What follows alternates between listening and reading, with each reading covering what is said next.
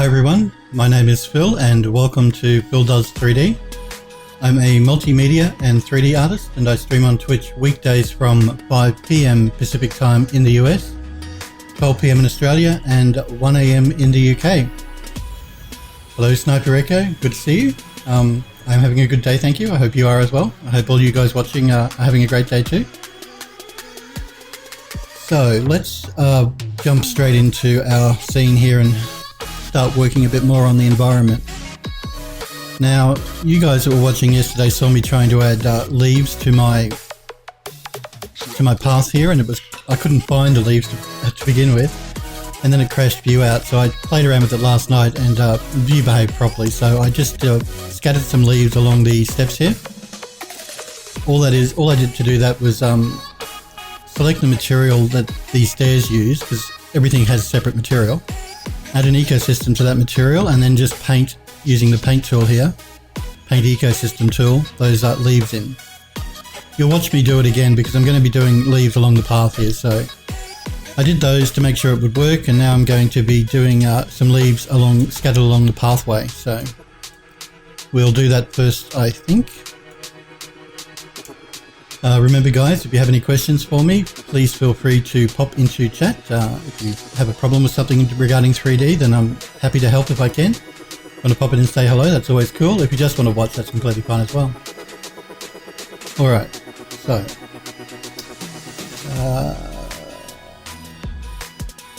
let's now I want to paint leaves along this path, but as you can see, it's going to be difficult for me to paint the leaves in because I have my bushes and palm trees here.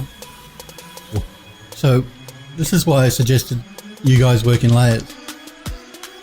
Sniper Echo has a question about gnarled. No, I don't mind. Look, it doesn't have to have anything to do with what I'm working on here with View. If you have a question with 3D in general about anything, feel free to pop into chat and ask me. Sniper Echo is wondering when he loads a mesh into preview, my changes, the mesh is oriented on its side. Is there a way to fix that?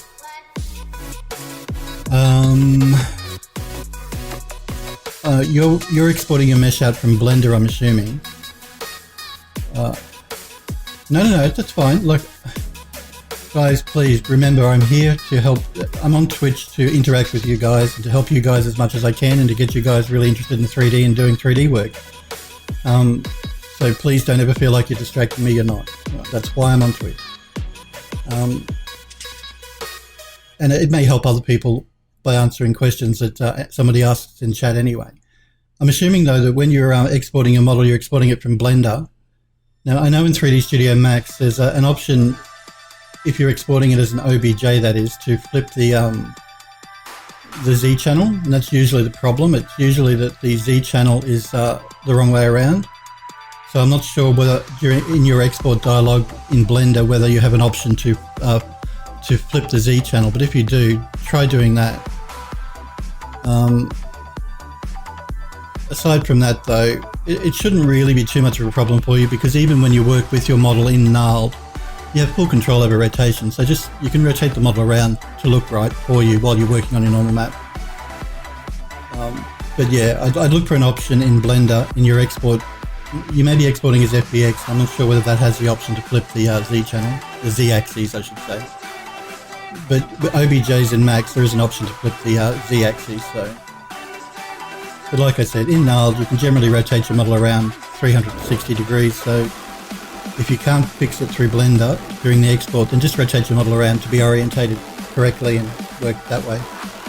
Because remember, the model that you're bringing into gnarled to work out on your normal maps, that's really just a visual thing. It's not going to have any effect on the normal map at all.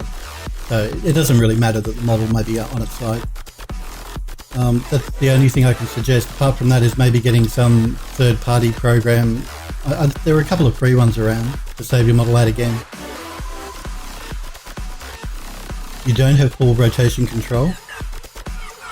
Alright, let me have a look here. Just a sec guys, I'm just going to pull up gnarled and check this out myself. It'll only take a couple of secs.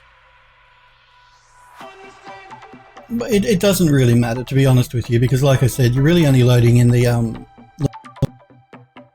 get an idea of what your normal map is going to look like on it. but I'm happy to load in a file and we'll have a look at it.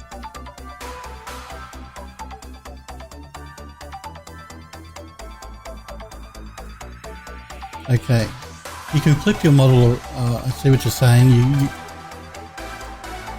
It allows you to move it up and down, but it won't let you flip it sideways. And I see what you're saying now. Again, though, it doesn't really matter because you're only using this this preview to preview your normal map. I'm assuming your models are coming in. If it was this, it's coming in vertically instead of horizontally. If that's the case, like I said, look for an option in your export box in Blender to flip the Z-axis. That'll fix the orientation. But even if it's coming in sideways, like I said, you should still be able to rotate it up and down, or left and right, or however it is in your program. Because you're really only looking at using the mesh to get an idea of what your normal map looks like. But yeah, look for an option to flip the Z-axis when you do an export in whatever format you're using. But it shouldn't really matter too much. It's my mistake. I had thought you could actually rotate 360 degrees, but it looks like only up and down type of thing, or around. But if you're exporting as FBX, try exporting as OBJ from Blender and see if there's that option, because I know that there is that option in Max's OBJ export to flip the Z-axis. That's what you're looking for. Well, no, that's exactly right. There isn't a lot of point. If you're creating these models to take into the Unreal Engine, and you don't want to move your axes, then if you're only using, like I said, you're only using nulled here to show you what your normal map is going to look like. And even if it's side on, you'll still be able to get a good idea. It's strange you say that though, because I know that when I work in Unreal, I export from Max and I don't have a problem with the Z-axis. It's like if I was to bring this into Unreal, it would still be on the right axis. There is that option in FBX and OBJ with Blender. Cool. Try that. Try flipping the Z-axis. That's usually the problem with models appearing on their side. Because certain 3D programs treat the Z-axis different to others. And I know Max has a specific way of treating a Z-axis. And obviously Blender and Maya are similar because they're different to Max. They flip the Z-axis, so no problem. So yeah, try flipping that if you really want to. I probably wouldn't if it's going to mess up your imports into the Unreal Engine, but I don't generally have a problem with my imports in Unreal. Usually my models come in the right way up anyway. And I don't flip my Z-axis, so I'll look at that when I start doing some work in Unreal though. See what's going on, unless Epic have changed something, which they may have because they're always updating the engine. Okay, so we're going to continue working on this. I will show you what we did. We set up our materials in Unreal. We put in our base environment for the ground. We put in our background trees. We put in our foreground plants yesterday on those two hills. And then I put in these scattered leaves here on the steps. And I want to continue doing this scattered leaves down the path. That'll just help to give the path a bit more definition and add a bit more interest. So let's do that. Now, like I was saying, it's going to be difficult for you to paint your leaves in because if you have plants in the way. And this is why I told you guys to work in layers, because it's easy for us now to hide those plants. So I believe it's this layer here. Yep. So one click, grey highlights, which means it locks it, you can't move it. And 2 clicks will completely hide it. So now you can see we have full access to the path for us to paint our leaves in. And again, that's why I suggest you guys work in layers, because it cleans up your stack here, and it also makes it easy to work if you need to hide things while you're working. So now that we've hidden our trees and plants here, let's go into our foreground terrain layer, select our path, and I'm going to double click on the sphere for the material down here. At the moment we're working with a simple material. Now this is the same thing, for me to paint these leaves on the steps, this is exactly the process I use. You double click the material for whatever the object is. It'll generally be a simple material if you're only using a bitmap. You want to change that to an ecosystem particles material. I'll just say OK. Now you want to load in whatever you want to paint on, like whatever ecosystem, plant, whatever it is that you want to put in. So you want to load that up. I'm going to be loading in these dead leaves. I know from when I painted them here, I have to change my scale to 2 because they're a bit small. Now, you could populate that, and View will populate your leaves all over that path, which may be what you want, but it's not what I want. I want to have more control. Like I said, you know me, I'm always big on having more control on what I'm doing. I don't want the program to choose itself. I want to choose what goes where. So I'm going to hit the paint button here to bring up our paint dialog. Now, I have the first button, painting mode, selected, painting mode on. I have restrict to selected objects, so it's not going to paint leaves anywhere outside of that path, because that's the object selected. And I also have restrict to underlying object turned on, so again it's going to only restrict our leaves to the path here. Now you may see the leaves spread out a bit like they have here when I painted the steps, but again it's just a visual glitch in View. It hasn't actually painted leaves there. So and then you want to go here, click your populate button so that you can start painting. It's pulled in our dead leaves into our selection box here. Everything else you can leave the same. You don't change the scale here because we changed it in the main dialog back there. If you wanted to change it here, you could make them bigger or smaller. Now I generally limit density. Now what that does is it avoids putting hundreds or thousands of copies of those leaves on top of each other. And the higher the density, the more leaves will pile up like they have here when I painted in the steps. If it was pulled all the way back, it'd only sprinkle a few of those leaves around. But I want quite a big density of leaves here, so I'm going to maybe we'll pull it back to around about 75. Again, your brush radius. The brush is that red circle. I might pull my brush up a little bit as well. Okay, now let's start painting some leaves in. Now I know I want the leaves to sort of congregate in these corners, because that's what would happen if leaves are being blown around by the wind. You're going to get a lot of leaves in the corners of an object and fewer through the middle. So we're going to put a few around through here. I also want some just through the foreground here along that border where the stairs hit the path, because again you're going to get leaves building up there. Now I also want to scatter leaves along the grass line here. So I'm just going to start painting. All I'm doing here is clicking basically once each time. I'm not holding my mouse down, just doing one click of the left mouse button. I'm purposefully going to leave some areas without leaves because that looks more natural.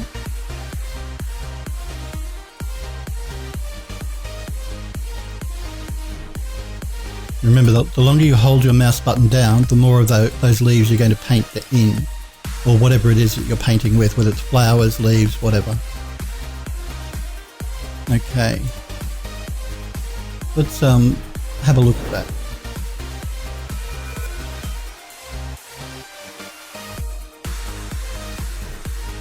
And you know, we'll do a quick render here, a preview render, and have a look. And if it looks like we need more leaves, then we'll paint some more in. Let's see.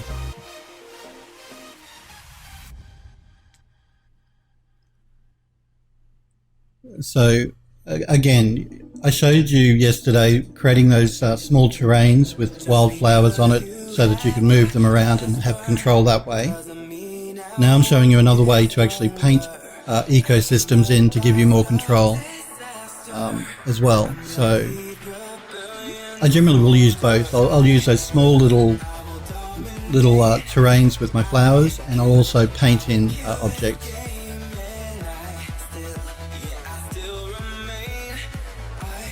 And that's again just to give me the control as to where I want things to be without you deciding it's going to do it automatically for me. Because it's not going to look correct. It's going to be much harder to get an image that you're happy with if you let Vue try and do it automatically. But like I said, we had that option when I painted those leaves in. We could have told Vue to populate and it would have spread the leaves for us, but it would have put them over the entire path. We'd then probably have to go in and erase parts of those leaves, and it's easy to do it this way.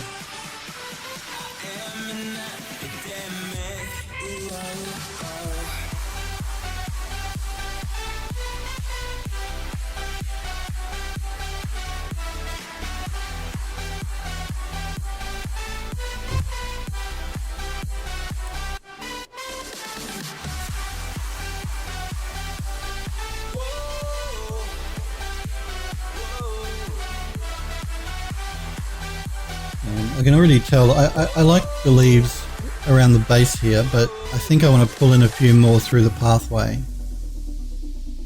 I just want to make a few more leaves through here, I think. Now we're going to have to see where our camera is so we can get a better idea of the area on the path that we need to paint more leaves in. Once it finishes its render, what I'm going to do is select the camera, and that'll give me a focal point, and that'll show me exactly. You can basically, I don't know if you can see it on stream, but there's a dotted line here. So I know my camera focal point starts at around that section there.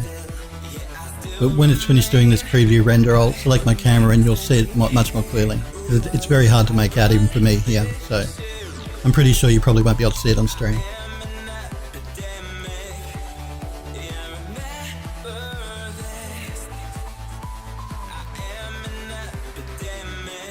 And again, painting these leaves in is just going to give the model a bit more life, make it look a little bit more natural and real. And the leaves will make sense because we're going to be putting in two large maple or oak trees on either side. So you may be thinking, why have you got leaves when there's no trees around? But we're going to be adding trees. The reason I'm doing the leaves now is because, like I've been telling you guys, I always work from the back to the front. Because once the trees go in, even though we can hide our layer and we could probably work that way, it's still going to be much more difficult. So it just makes more sense to work from the background toward the front of the image.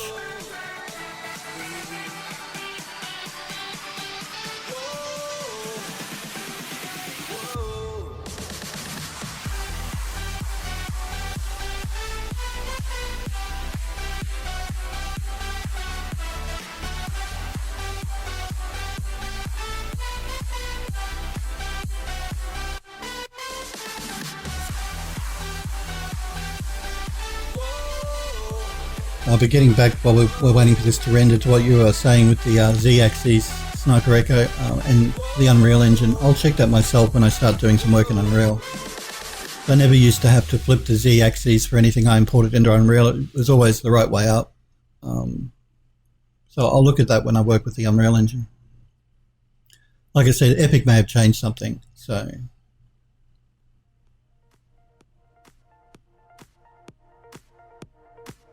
I know that when Epic, years ago when Epic Games first released the first version of the Unreal Engine, a lot of their artists used to work with Max, and so the engine was created around Max's XYZ axes.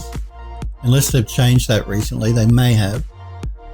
That's why I never had to flip my axes. I believe some people that used to work with Maya, though, used to have to flip their axes to get their model the right way up in Unreal. And I'm assuming Blender behaves more like Maya than Max with its XYZ axis. But it's interesting that you say you don't have to flip it when you bring it into Unreal, so I'm curious as to whether Epic have changed that.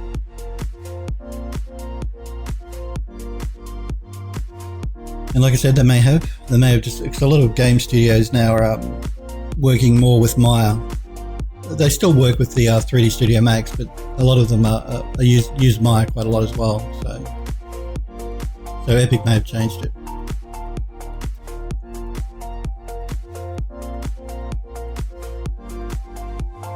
What was the last? Yeah, it's been a little while since I've worked with the Unreal Engine, just because I've been so busy with the studio and my work. The last thing I did was an animated fly-through of an Art Deco building. Sniper Echo says it's interesting because the Unreal Engine imports the model in using the correct orientation. Now that's what I mean. It's interesting you say that, because if it worked the way it used to, then your model should be coming into Unreal on its side as well. And the fact that it's not suggests to me that Epic Games have changed their they've changed their XYZ axes to be more like Maya and less like Max, because it used to be the other way around. So I'll be interested to look at that myself when I start working with the Unreal Engine, to see what happens when I start importing my models from Max, because if what you're saying is true, that means that when I start to import my model pieces to set my scene up in Unreal, they should come in sideways, so I'll have a look at that. Yeah. Like I said to you guys, I'm not sure what I'm going to work on after we've finished doing this garden terrace environment render. I'll either bring this model into Unreal, because like I've been explaining to you guys, the procedure to take this model into Unreal is very different from the one that we used to take this model into View here.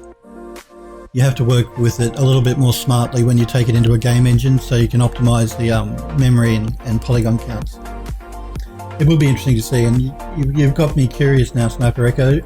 I want to do some more work with the Unreal Engine anyway, because after looking at the work that Montresure's been doing, I'm keen to try and to do some work in Unreal again. Like I said, I have used the engine. I'm pretty familiar with it. I've used it for years, but not for a little while.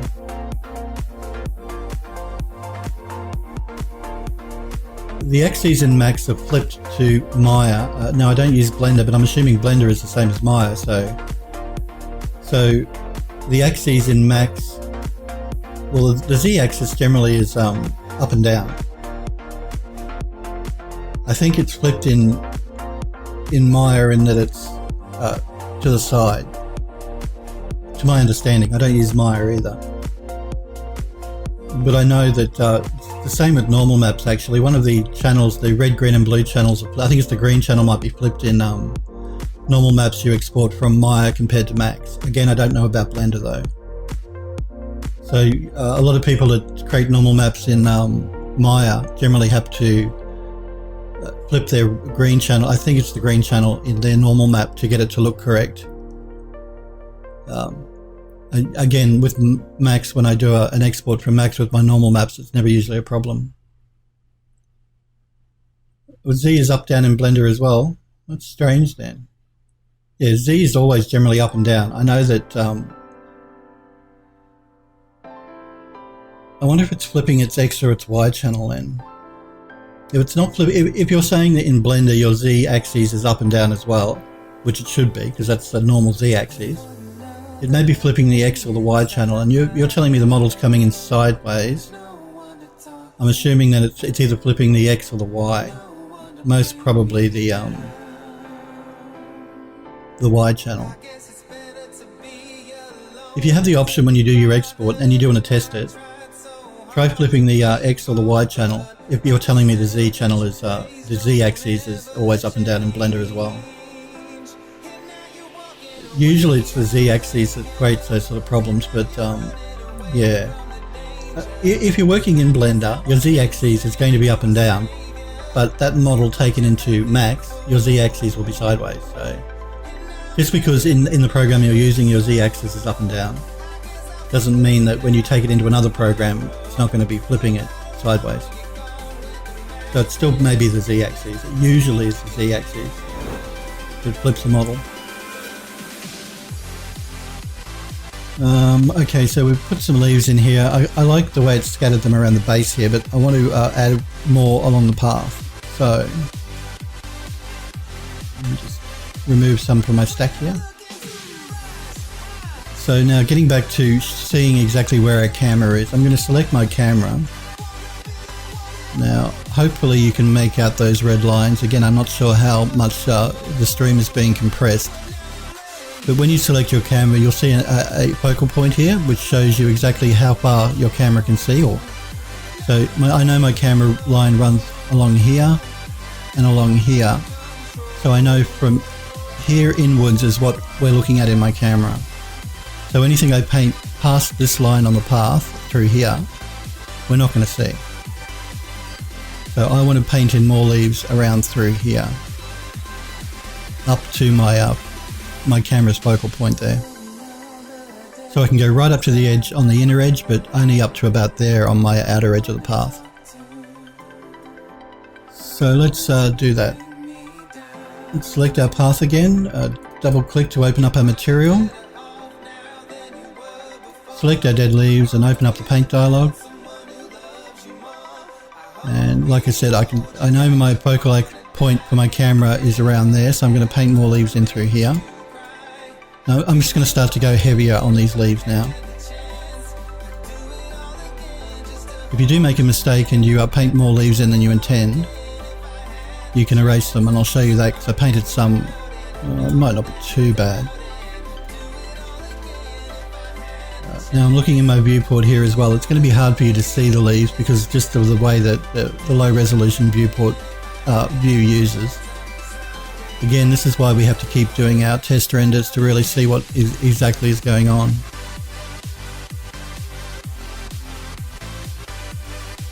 And you can get a rough estimate of how many leaves you're putting down. You can see the number of instances. That's the number of times we've placed that group of leaves. So 234 so far.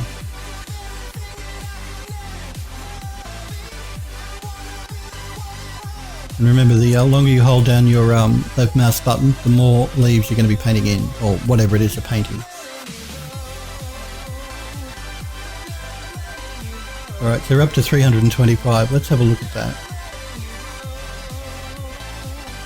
Now you can sort of see them here in the viewport. Again, it's going to be hard because they're low resolution, but that brown line there is leaves that we've painted in. Remember too, our path our grass terrain tends to curve here towards the path, so there are leaves in there, but I think they're being hidden by a lot of the grass. That'll be through here.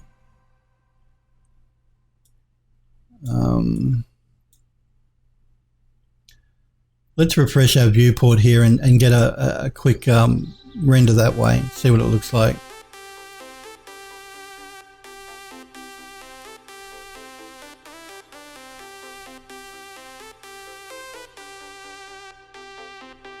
So yeah, getting back to what I'm going to be working on after we've finished this, it's either going to be taking this model into the Unreal Engine and setting it up that way for that engine, or doing some photogrammetry work. Now the problem with photogrammetry is I'm going to have to go out and take some photos of whatever I want to turn into a model, and there are some restrictions on me as to when I can do that, because number one, I have to do work for the studio, and number two, you can only really take good photographs to do photogrammetry on an overcast day. You can't really do, it's not a good practice to take the photographs for photogrammetry if the sun is shining and you're getting shadows, which is why the best photogrammetry photographs you take are always when it's overcast, so there is no direct sunlight. So in order for me to take more photos, I've got to, number one, fit in my schedule with the studio, and also wait for a day where it's overcast. So we'll see how we go.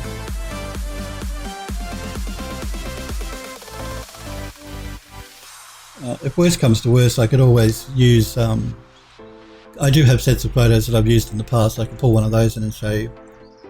I'd like to do something new though. Also, it comes down to the fact as to which software you guys would prefer me to work in, because there are two programs that I generally use to do any photogrammetry work, and that is Agisoft and Context Capture. And they're two very different pieces of software. They both do the same job. One is, I won't say easier to use, but one gives you a lot more control over the process, and the other one is more automatic. Not completely automatic, but more automatic. I may show you guys Agisoft. It's a bit more fiddly to use because you have to set up masks for all of your photos.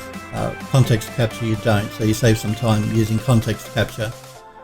But Context Capture is more expensive if you did want to buy it than Agisoft Photo Scan. So people that wanted to use the software and purchase it, economically it's better for you to buy Agisoft Photo Scan than Context Capture. I think you take out a subscription, you can with context capture, but it's still not cheap. And Agisoft Photo Scan you buy, you don't subscribe, take out a subscription to use it. Because you guys know how I feel about subscription software, I don't like it at all. So I probably will end up showing you guys Photo Scan, Agisoft Photo Scan, as opposed to context capture. I'll show you both at some stage, but with Photo Scan doing photogrammetry, like I said, you have to mask out the photos to get a good result. So it's a bit more fiddly, but it's certainly much cheaper to purchase than this program. So if I do photogrammetry, I'll probably show you guys Photo Scan because it's more attainable and purchasable. It's not as expensive if you do want to buy it. It just requires a bit more fiddly work, that's all. For anyone that's not sure what photogrammetry is where you take photographs of an object, you use a program like those two I was just talking about to import those photographs. You create a dense point cloud mesh from the photographs, which you then clean up. You get the program to mesh that point cloud. So basically what it's doing is it's taking all your photographs of an object, creating a 3D model for it, creating a point cloud, and then creating a 3D model. Then it will create a texture map for you. But you're never going to get a clean result. You're always going to have to clean up the model and clean up the texture map after the fact. But it can save you a lot of time. And of course, the models you create using photogrammetry are photorealistic because they're based on photographs. A good example of that are the angels in the garden terrace here. They were done using photogrammetry. It's cleaned up and by me as well, but the initial shape was done using photogrammetry. I'll show you something that's completely You're interested in how I take the photos for best result? I can show you the photos, but unfortunately I can't take you with me while I go out and take them to show you that process, but I can talk you through it when we start doing photogrammetry. Where are we? I'm going to go to my store on Cornucopia because one of the objects that I have here was done using photogrammetry. So the statue itself was anyway. And that's this angel statue, praying angel statue.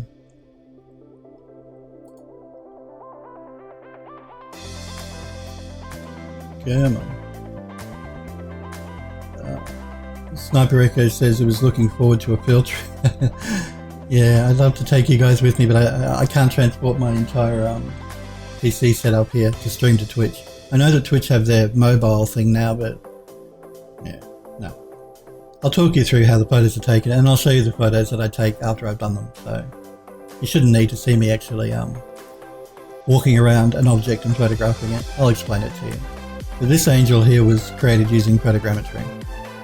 Not the rest of it, not the thing she's sitting in, but the actual statue itself was done using photogrammetry.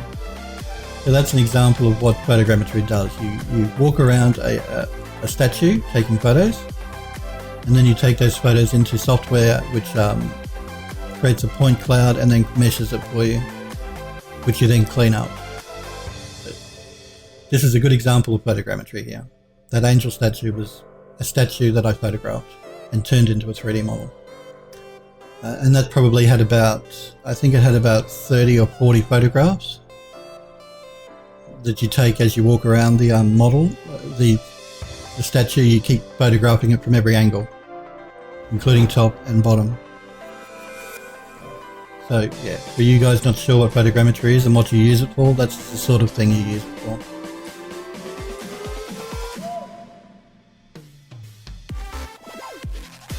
Let's get back to our environment. I'm sure you guys want to see this done first before I do anything else. Now, again, like I said, I know my camera is here. I'm looking in my image here and I want to see more leaves through here. So, again, I'm going to select my path, double click my material, open the paint dialog, zoom in a bit more here.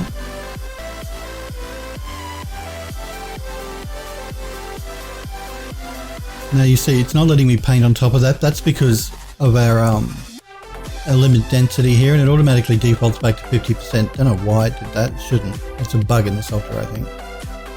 I'm going to pull it up to about 90% now. And again, I'm going to paint more leaves in. Only on this side, because I'm more interested in seeing them on this side of the path. The ones on this side aren't too bad. I may pull in a few more through here. And again, remember, if you're painting and you find that it's not putting any more leaves down like it is here, I'm hitting the left button, but it's not painting any more leaves. I don't want the object editor. That's because we have limit density on. If we turn that off, you can paint over it as much as you want. Just be careful, because you can get a bit carried away and start creating thousands of leaves if you turn limit density off.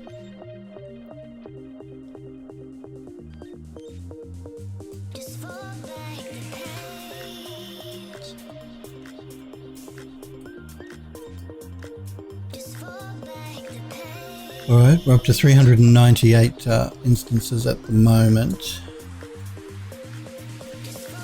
I'm going to pull up my density a bit more and paint a few more in through here.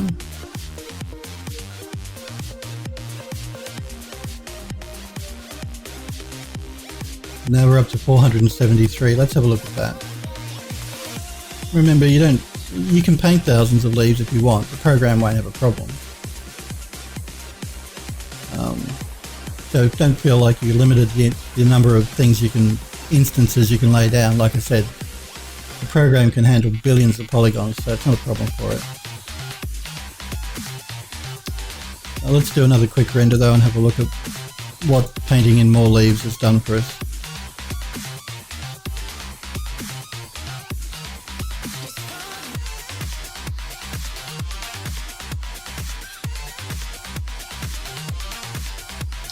And if you do find that you've painted in more than you want, then there is an eraser brush in that paint dialog box where you can remove some of them, of whatever it is you're laying down, whether it's leaves in this case or flowers or whatever. But unfortunately, like I said, the really only good way to get an idea of how it's going to look is to do these quick renders, and that's why we're using preview quality rendering here, so we can get them rendered out relatively quickly before we go to a full-on broadcast quality render, which we won't be doing until we have everything set up and finished.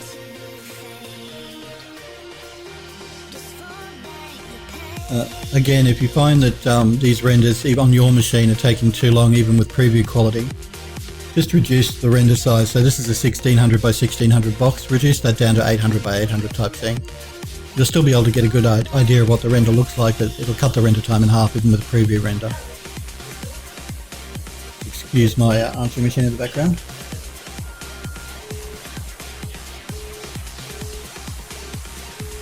Alright. Now I can see here that we've got more leaves in through the edge here and just through here. I don't want to go nuts here. I don't want to cover the entire path in leaves. I only want hints of leaves that have been blown and caught against the edge of the path in the grass. That's the sort of look I'm going for. Again though, we'll wait for it to finish its preview render here so I can get a clearer look at what the leaves are looking like here on the corners. Basically what View is doing in these preview renders is it renders from top to bottom, one pass, a second pass, a third pass and a fourth pass.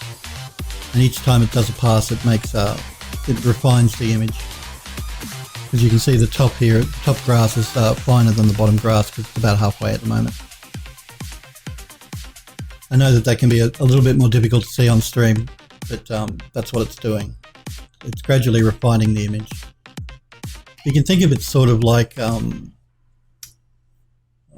V-Ray, it has a real-time engine, and the real-time engine gradually refines a rendered image for you. It's not actually a render; it's more of a refinement. It keeps refining an image until it gets it clearer and clearer. And it's the same type of thing that View is doing here. So anyone familiar with real-time ray tracing engines like V-Ray Real-Time, it's a similar sort of thing. Not exactly the same, but similar.